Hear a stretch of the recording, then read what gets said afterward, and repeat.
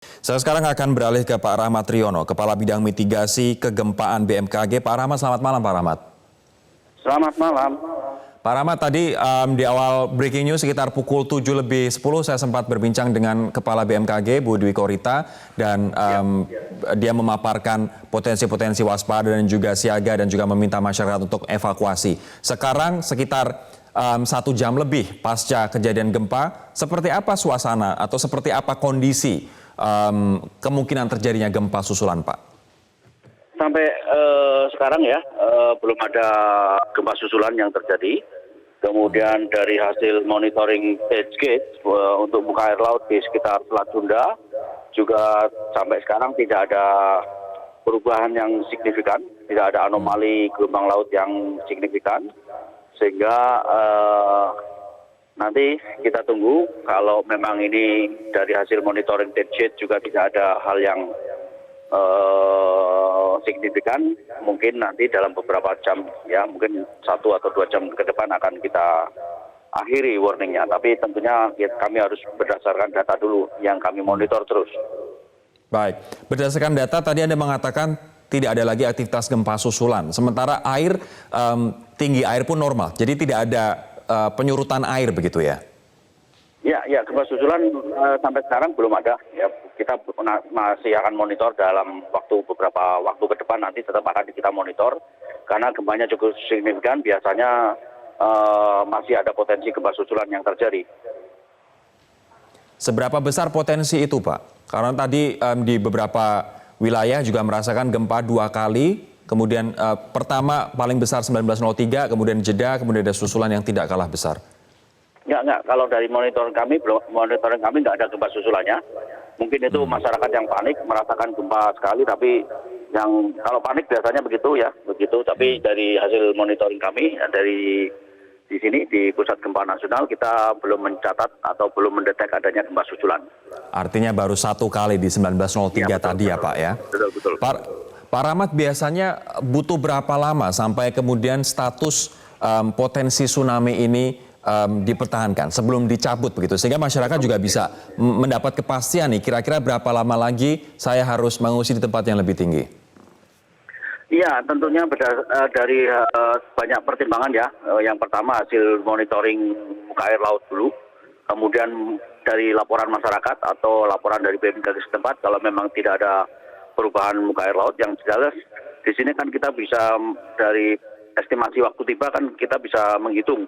Sebetulnya kalau sudah 1 jam ini sebenarnya mestinya tsunami sudah melanda seluruh Selat Sunda misalnya kan, karena udah 1 jam itu. Tapi sampai sekarang kan belum ada. Itu artinya kemungkinan besar memang tsunami-nya tidak ada. Namun tentunya kami yang kita khawatirkan kalau memang ada longsor nanti ya, kayak seperti yang terjadi di Palu, ada longsor lautnya yang menimbulkan tsunami. Kemudian di Selat Sunda ada Gunung Krakatau yang kita khawatirkan juga impact-nya ke sana ya nantinya.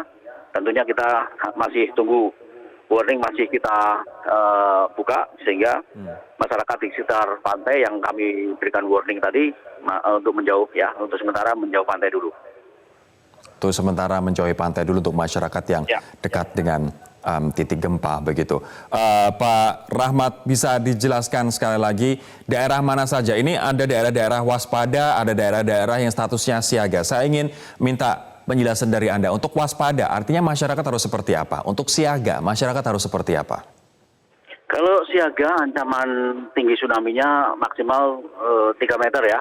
Itu daerahnya Pandeglang, kemudian Lampung Selatan, Tanggamus, kemudian Pandeglang juga bagian selatan. Itu yang level warning-nya adalah siaga.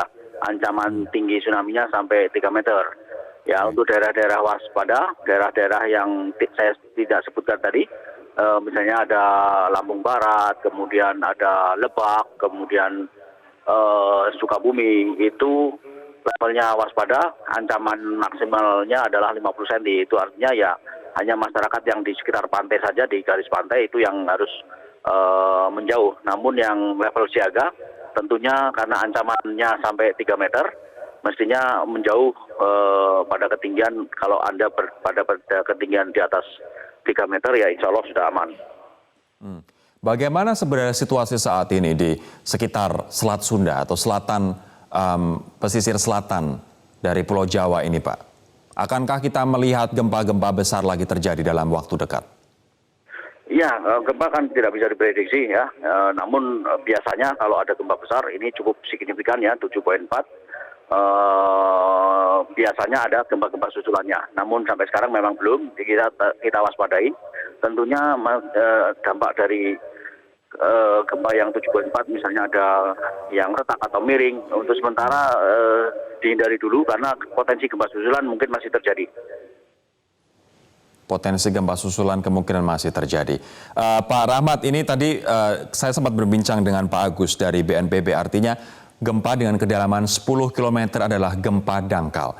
Biasanya gempa dangkal, seberapa destruktif dia membuat kerusakan, Pak? Ya, kerusakan akibat guncangan gempa bumi ada beberapa faktor. Tentunya yang pertama dari berdasarkan kekuatan gempanya, magnitudonya, kemudian jarak dari sumber gempa, semakin dekat dengan sumber gempa semakin potensi merusak, semakin besar magnitudonya semakin merusak, termasuk semakin dangkal ya, semakin dangkal ya, itu juga semakin merusak. Di samping ada faktor lain misalnya kondisi batuan, konstruksi bangunan juga menjadi faktor yang memungkinkan adanya kerusakan. Jadi ada beberapa faktor itu tadi. Baik, terakhir Pak Rahmat, apabila tadi kita sempat berbincang dengan Sekda dari Pandeglang dan juga Kabid Humas dari Polda Banten, artinya masyarakat saat ini sudah mengungsi ke tempat yang lebih aman. Tapi untuk masyarakat yang bukan dekat dengan pantai, misalnya di perkantoran, di gedung, apakah mereka masih harus berada di luar ruangan atau sekarang sudah aman bagi mereka untuk kembali ke dalam ruangan? Ya, tentunya kalau kantor gedung tadi di sekitar pantai, dekat pantai ya tetap harus menjauh dulu ya.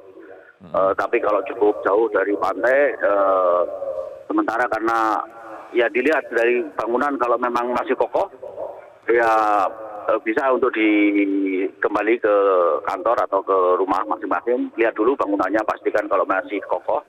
Ya, kemungkinan kan karena tadi khawatir kalau ada gempa susulan. Tapi gempa susulan biasanya kan kekuatannya lebih kecil dari yang gempa utama. Sehingga kalau tadi diguncang 7,4 masih kuat, ya kemungkinan dengan gempa susulan juga masih akan bertahan. Baik, terima kasih Pak Rahmat Triono yang merupakan dari BMKG, Kepala Bidang Mitigasi Kegempaan BMKG. Rahmat Triono, terima kasih.